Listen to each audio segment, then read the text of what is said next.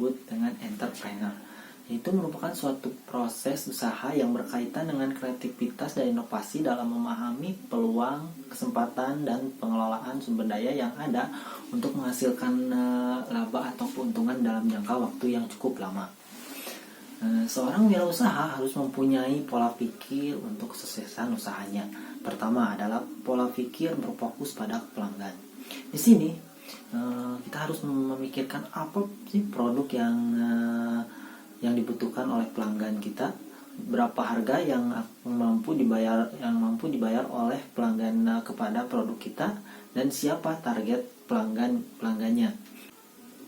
Kedua adalah komitmen yang tinggi dalam menjalankan usahanya, yang seperti itu pantang menyerah terhadap keadaan atau situasi yang dihadapi, semangat dan tahan uji terhadap setiap tantangan, memiliki kesabaran dan ketabahan dalam usahanya, selalu bekerja, berjuang, dan berkorban.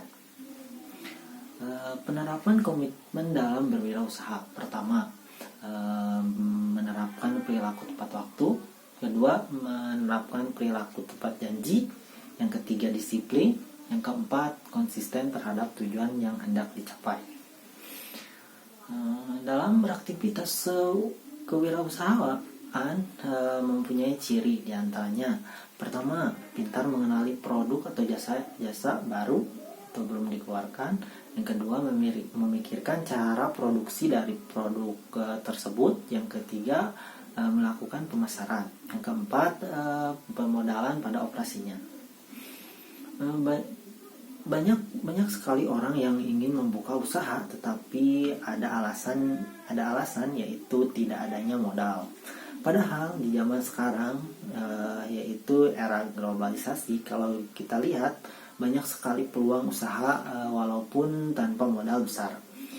Mungkin sekarang hampir semua orang di era saat ini memegang yang namanya smartphone, yang sudah menjadi kebutuhan dalam keseharian, tidak hanya untuk berkomunikasi saja, tetapi sekarang dipakai untuk ke sekolah, belanja, sebagai alat pembayaran dan lainnya. Misalkan bisnis yang bisa dilakukan di era digitalisasi ini, yaitu dropship, di mana seseorang berjualan tanpa perlu memiliki stok barang terlebih dahulu, tempat atau toko, dan kita cukup dengan ketersediaan koneksi dan peralatan digital berupa smartphone saja, kita bisa melakukan pemasaran secara online, sehingga biaya yang dikeluarkan pun lebih murah. Di sini seluruh urusan stok produk, pengemasan hingga pengiriman barang dilakukan oleh pihak supplier. Tugas kita hanya perlu memasarkan produk dari supplier ke media sosial, dan kalau urusan yang bersangkutan dengan nama toko, harga, dan strategi pemasaran sebenarnya ada dalam kendali kita sebagai dropshipper. Untuk keuntungan yang diperoleh dropshipper yaitu dari selisih harga jual dan harga beli dari supplier. Seperti berikut yang bisnis yang saya jalankan, yaitu dropshipper saya. Nah, inilah bisnis dropship. Bisnis ini saya lakukan sekitar akhir tahun 2019. Dan karena adanya pandemi kemarin, supplier jadi terhenti mengirimkan foto produk pada saat itu. Entah alasannya apa, jadi saya pun ikut terhenti juga. Tugas saya dalam bisnis ini, saya hanya menguploadkan foto melalui Instagram. Ya, hanya menggencarkan produk melalui Instagram saja. Tetapi di Instagram ini bisa terhubung dengan halaman. Jadi saya membuat halaman Facebook yang namanya sama dengan Instagram ini, yaitu Dawala Shop. Saya pun memasarkan produk saya lewat halaman Facebook. Jadi saya juga melakukan pemasaran lewat dengan membagikan postingan ke grup-grup di Facebook.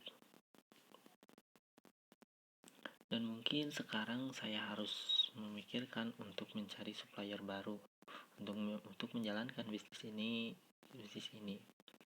Dan saya akan menambahkan rencana strategi pemasaran baru, yaitu saya akan menambahkan fitur pemesanan lewat marketplace ternama karena di sana suka banyak voucher gratis ongkir. Jadi itu akan mengurangi beban pelanggan yang dikeluarkan.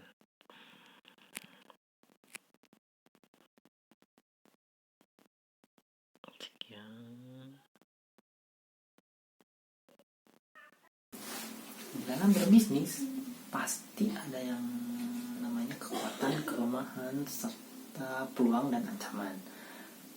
Berikut ini analisis SWOT menurut saya. Pertama, kekuatan dalam dropship yaitu pertama daya jual beli online lebih besar, bisa dijual di seluruh sosial media, tidak perlu memikirkan stok barang, pengiriman dan pengemasan dilakukan oleh supplier, jadi tidak memikirkan pengemasan, banyaknya marketplace yang sudah ada. Yang kedua, kelemahannya supplier suka telat dalam merespon ketika ada pesanan. Jadi kita suka telat dalam merespon kepada pembeli.